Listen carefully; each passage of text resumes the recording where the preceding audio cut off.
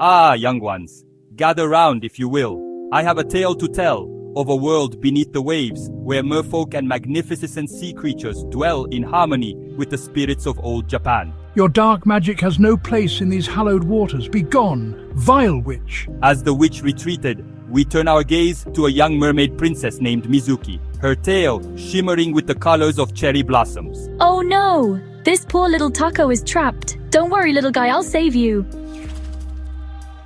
Mizuki, how many times must I warn you about venturing too close to the surface world?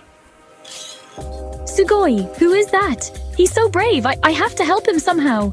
Driven by a desire to walk on land, Mizuki sought out the mischievous tanuki, known for its powerful and often tricky magic.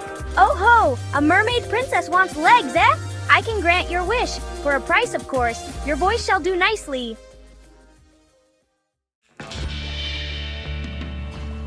Now, where were we?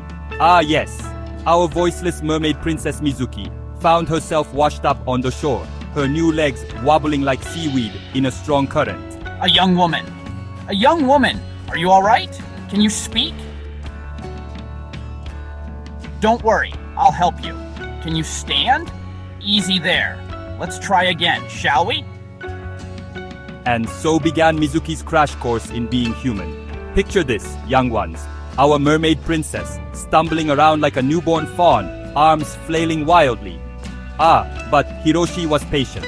He taught her to walk, to use chopsticks, though more food ended up on her face than in her mouth at first. Days passed, and Mizuki's grace grew. She learned to write her name in flowing kanji, to fold origami cranes, and even to wield a bamboo sword, though she nearly took out poor Hiroshi's eye in the process. As the summer festival approached, excitement filled the air like the scent of blooming sakura. Lanterns lit up the night, and the sound of taiko drums echoed through the village. Mizuki, dressed in a beautiful yukata, danced with Hiroshi beneath the stars. Her movements were as fluid as the ocean waves, her smile as bright as the moon above. You're amazing, Mizuki. It's like you were born to dance. But just as their eyes met, a hush fell over the crowd. A mysterious woman appeared, her beauty as captivating as it was unsettling. My, what a lovely festival. Mind if I cut in? The woman's eyes flashed with an otherworldly glow as she extended her hand to Hiroshi. Mizuki's heart sank, recognizing the witch's true nature. Come, brave samurai. Let me show you a dance you'll never forget. Foolish humans. Your precious land and sea will soon be mine. Chaos erupted. Villagers scattered like startled fish. Mizuki desperately tried to warn Hiroshi, but without her voice, she could only tug at his sleeve in vain. The sea witch cackled, her human disguise melting away to reveal her true, terrifying form. Dark clouds gathered overhead, and the once joyous festival transformed into a scene of impending doom. Well now, things are getting interesting, aren't they? As the sea witch's laughter echoed through the night, storm clouds gathered overhead, turning our festive scene into something straight out of a yokai's nightmare. Tremble before me, pathetic humans. Your precious land and sea will soon be mine. Lightning crackled across the sky, and waves crashed against the shore with terrifying force. Poor Mizuki, still without her voice, could only watch in horror as the witch's power grew. Everyone, to higher ground. We must protect the village. The sea witch, enraged, summoned all manner of sea monsters to her aid. Tentacles and fins thrashed in a whirlpool of chaos. Mizuki, together we can end this. And oh, what a sight it was.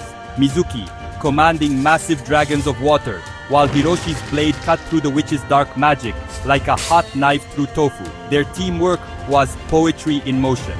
Mizuki's water dragons coiled around the sea witch, while Hiroshi's blade struck true, shattering her staff and breaking her power. But with a final combined attack, Mizuki's tidal wave and Hiroshi's glowing slash, the sea witch was defeated, dissolving into sea foam with a pitiful wail. As the storm cleared and the sun peeked through the clouds, Mizuki found herself standing on the shore. Her legs transformed back into a shimmering tail. Mizuki, you're a mermaid?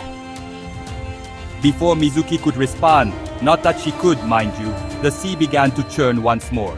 But this time, it wasn't a threat emerging from the depths. My daughter, you have made me proud. The Sea Emperor himself appeared, his presence majestic and awe-inspiring. He looked at Mizuki with eyes full of love and newfound respect. You have saved both land and sea with your bravery. Now you must choose your path. Will you return to the ocean or remain in the world above? Mizuki looked from her father to Hiroshi, torn between two worlds she had grown to love. But as for her choice, well, that's a story for another time, isn't it?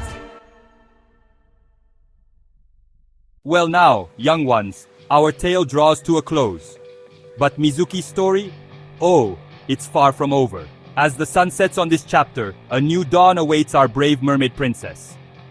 There she stood, caught between two worlds, the sea calling with crashing waves, the land beckoning with warm sunlight, and Hiroshi's gentle smile.